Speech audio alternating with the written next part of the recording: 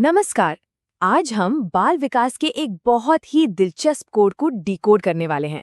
एक ऐसा कोड जिसे समझकर कोई भी शिक्षक अपने छात्रों की असली क्षमता को अनलॉक कर सकता है। यकीन मानिए, ये एक ऐसी समझ है जो हर एजुकेटर के लिए जानना बेहद जरूरी है। तो सबसे बड़ा सवाल, आखिर एक बच्चे का मन विकसित कैसे होता है?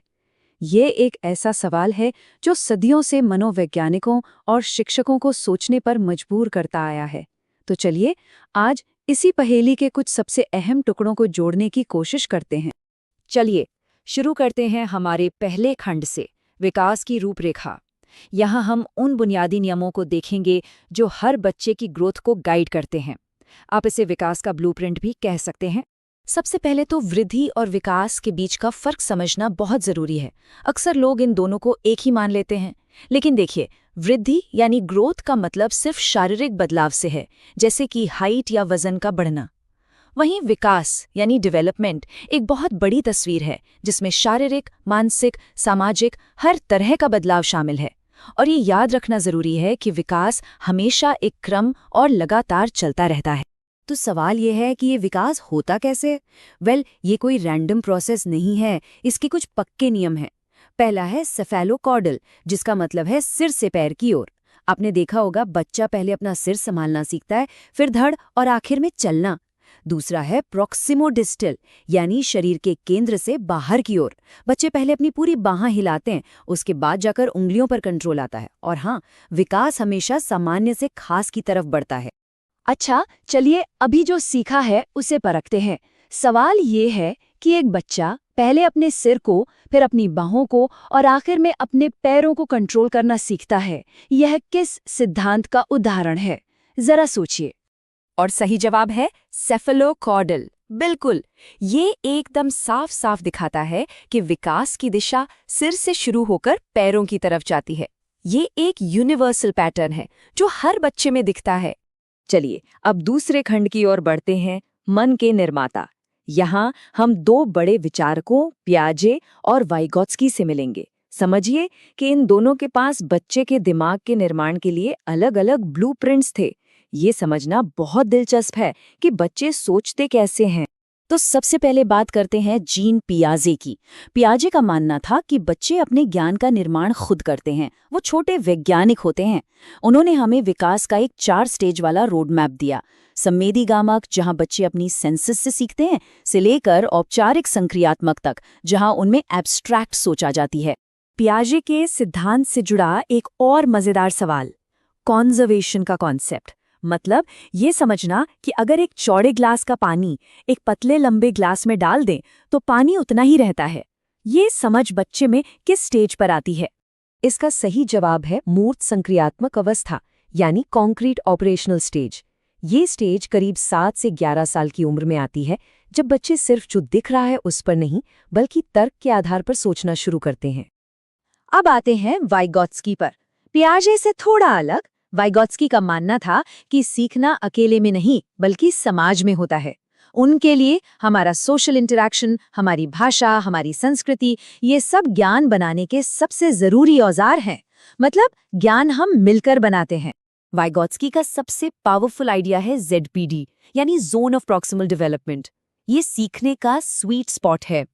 ये वो दायरा है जहां एक बच्चा किसी टीचर या दोस्त की मदद से वो काम भी कर सकता है जो वो अकेले नहीं कर सकता।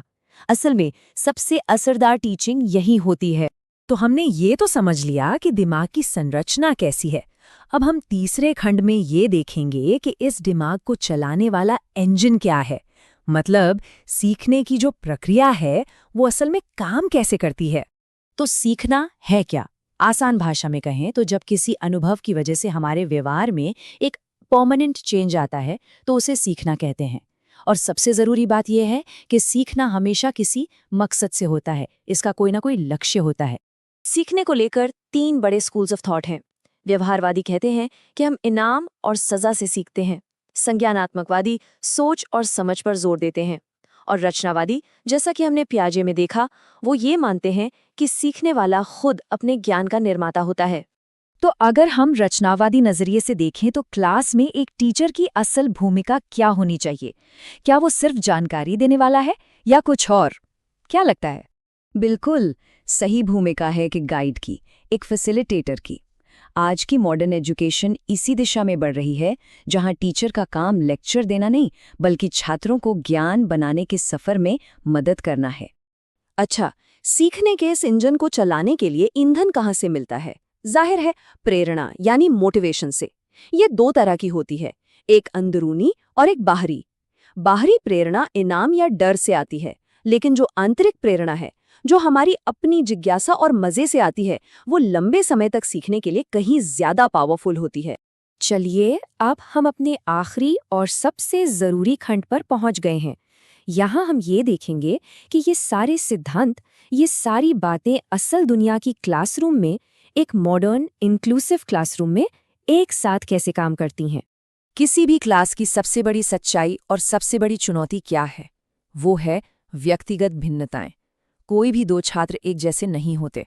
उनकी इंटेलिजेंस, उनकी रुचियां, उनकी क्षमताएं सब अलग होती हैं, और ऐसा हेरिडिटी और माहौल दोनों की वजह से होता है। तो इन भिन्नताओं को समझे कैसे? यहाँ पर हावर्ड गार्डनर का मल्टीपल इंटेलिजेंसेस का सिद्धांत हमारी मदद करता है। ये सिद्धांत कहता है कि स्मार्ट होने का कोई एक तरीका नहीं होता। कोई म्यूजिक में स्मार्ट हो सकता है, कोई स्पोर्ट्स में, तो कोई भाषाओं में। ये सिद्धांत हमें छात्रों की अलग अलग ताकत को पहचानने और उसकी सराहना करने का एक बेहतरीन फ्रेमवर्क देता है। और इस पूरी चुनौती का सबसे सही समाधान है समावेशी शिक्षा, यानी इंक्लूसिव एजुकेशन। इसका सीधा और सरल लक्ष्य है सभी बच्चों के लिए एक साथ शिक्षा। इसका मतलब है कि हर बच्चे को, चाहे उसकी ज़रूरतें कुछ भी हों, एक ही क्लास में बराबर के मौके और पूरी मदद मिलनी चाहिए। तो इस पूरी चर्चा को समेटने के लिए एक आखिरी सवाल, समावेशी शिक्षा का मुख्य उद्देश्य क्या है? क्या ये बच्चों को अलग अलग पढ़ाना है या फिर सभी को एक बराबर प्लेटफॉर्म देना है? इसका उद्देश्य है सभी के लिए समान अवसर बनाना। तो हमने विकास के सिद्धांत, मन की संरचना और सीखने के इंजन को समझा। ये सभी सिद्धांत एक नक्शे की तरह हैं जो रास्ता दिखाते हैं। लेकिन आखिरी और सबसे बड़ा सवाल ये है कि इस नक्शे को हाथ में लेकर इस यात्रा को आगे कौन बढ़ाएगा? इसका जवाब हर शिक्षक के अंदर ही छिपा है।